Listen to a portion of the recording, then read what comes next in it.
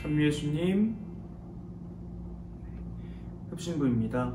오늘 제2차 바티칸 공의회 문헌 개괄에 대해서 공부하는 시간 갖도록 하겠습니다. 우선 시작 기도로 주님의 기도 봉헌하도록 하겠습니다. 성부와 성자와 성령의 이름으로 아멘.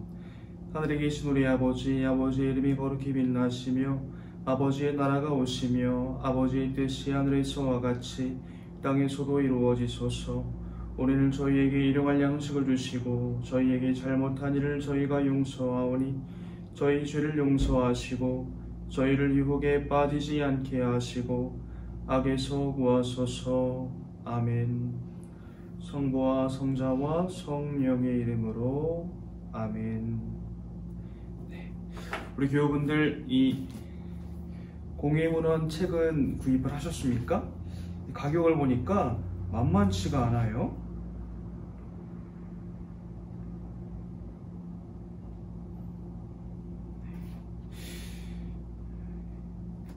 한 권에 25,000원인데 이 공예문헌을 통해서 저희가 하느님께 한 걸음 나아갈 수 있다면 이 값도 비싼 값은 절대 아니라고 생각합니다. 오늘 개괄에 대해서 공부해 보도록 하겠습니다.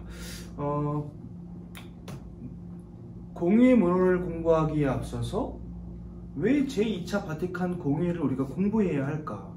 그 이전에 공예란 무엇일까? 여기에 대해서 알아볼 필요가 있겠습니다. 네, 같이 한번 읽어보겠습니다. 공의회는 신앙, 윤리, 규범 등에 관한 문제를 논의하고 규정하기 위하여 전체 교회의 지역별 대표 신학자와 성직자들을 소집하여 진행하는 회의다. 네, 밑에 보면 그림이 나오죠? 그러니까 이 공의회는요, 그때 당시에 또 우리 시대의 신앙에 대해서 여러 가지 윤리적인 문제들도 많습니다. 요즘 같은 경우에는 뭐 동성애 문제도 있고요. 뭐 N번방과 같은 그런 성매매와 성착취 그런 문제들도 되게 많죠. 그런 것들, 또 규범에 대해서 사제는 어떻게 살아야 하고 신자는 평신도는 어떤 삶을 살아야 하고 수도자는 어떻게 살아야 하고 뭐 성직자와 평신도와 수도자가 어떤 뭐 높낮이의 구분 없이 같은 하느님 백성이다 라는 어떤 이런 것도 하나의 규범이라고 할 수 있겠습니다.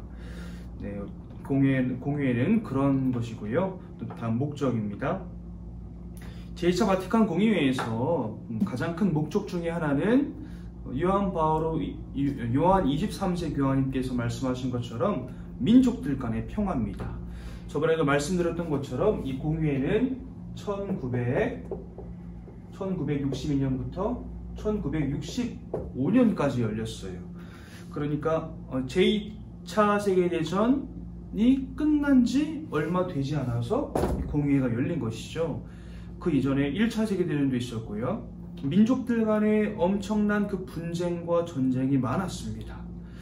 비단 그런 세상적인 그런 전쟁만이 아니라 교회 안에서도 개신교와 가톨릭, 정교회와 가톨릭, 수많은 분파 간의 논쟁도 굉장히 많았어요. 네, 그런 면 안에서 민족들 간의 평화를 교황님께서 중요하다라고 판단하시고 여기에 초점을 맞추셨습니다. 다음 두 번째는 사회 정의 촉구입니다.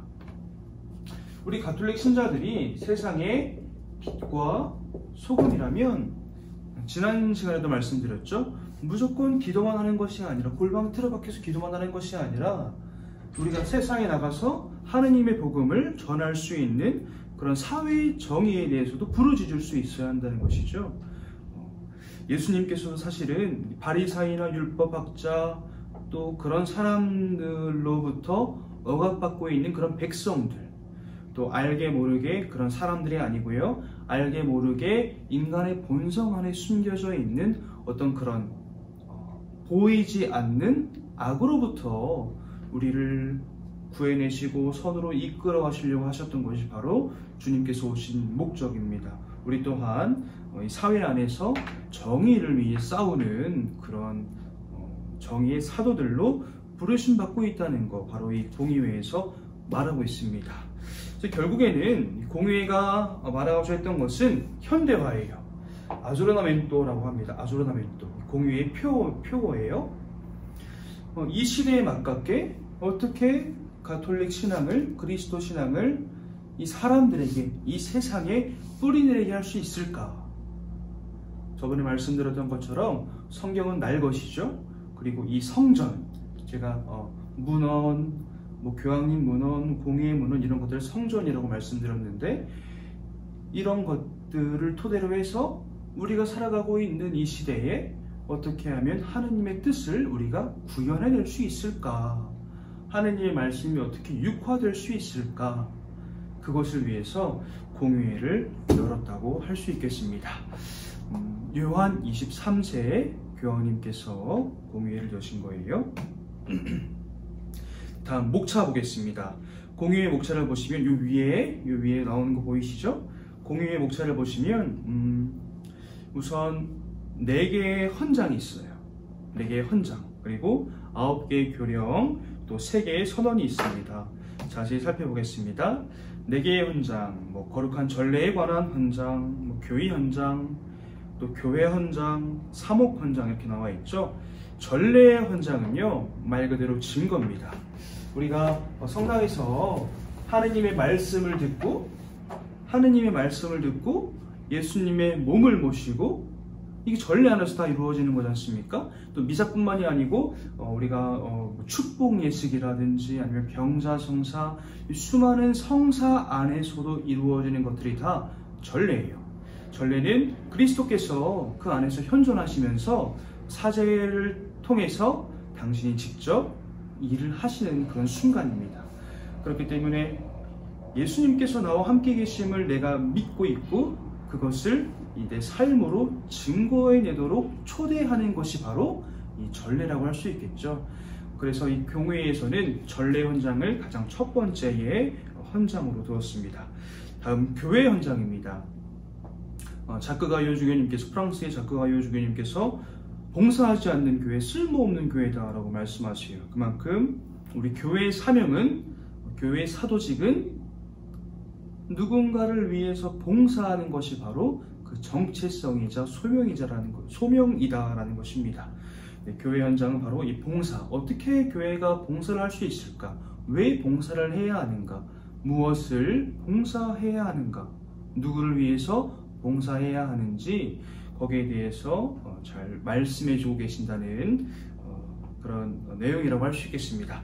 다음 계시 현장. 계시라는 말 참 어렵죠? 계시. 열개 보일시. 그래서 열어 보이다라는 말입니다. 하느님은 눈에 보이지 않아요. 눈에 보이지 않는 하느님이시지만 이 세상을 너무나 사랑하신 나머지 당신의 외아들을 내주셔서 우리가 하느님 아버지 그분을 볼 수 있도록 열어 보이셨습니다. 전 세계에 수많은 종교들이 있는데 그 중에서도 우리 그리스도 교만이 계시 종교라고 할 수 있어요. 하느님께서 우리에게 직접 당신의 모습을 보여주신 것이죠. 그건 어떻게만 보여줄 수 있느냐? 내가 누군가에게 나의 있는 그들의 모습을 보여주려면 내가 나를 사랑해야 하고, 또 내가 너를 사랑할 수 있을 때 보여줄 수 있습니다. 하느님 또한 그런 사랑의 속성 안에서 우리에게 열어 보여주셨다는 것. 단지 성당 다니는 사람들만이 아니고요, 이 세상에 살아가는 모든 사람들에게 당신을 보여주신 그것이 바로 하느님의 계시입니다. 이 계시 현장에서는 주님의 사랑에 대해서 논하고 있습니다. 다음 사목 현장입니다. 사목. 우리 신학교에서도 사목신학에 대해서 공부를 해요. 사목은 말 그대로 살림을 하는 거예요. 살림.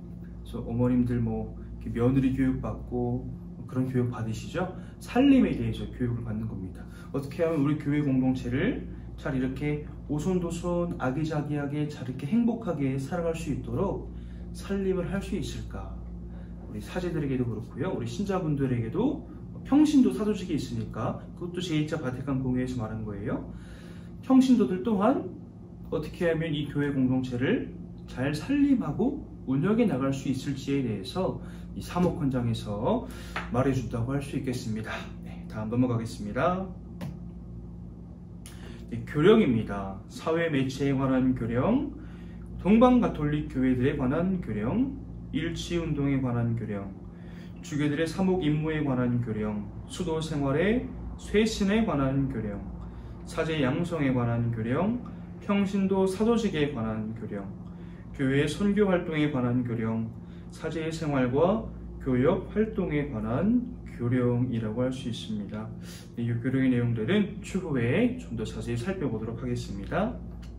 네, 마지막으로 선언입니다. 그리스도인 교육에 관한 선언, 비그리스도교와 교회의 관계에 관한 선언, 종교 자유에 관한 선언으로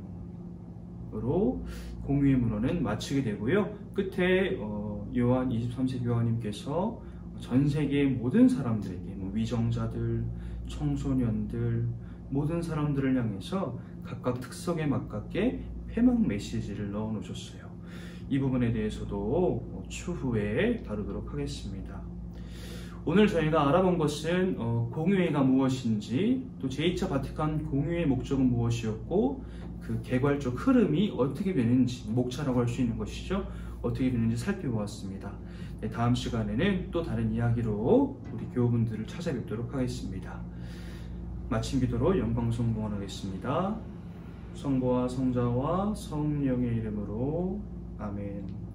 영광이 성부와 성자와 성령께 처음과 같이 이제와 항상 영원히 아멘. 성부와 성자와 성령의 이름으로 아멘. 감사합니다.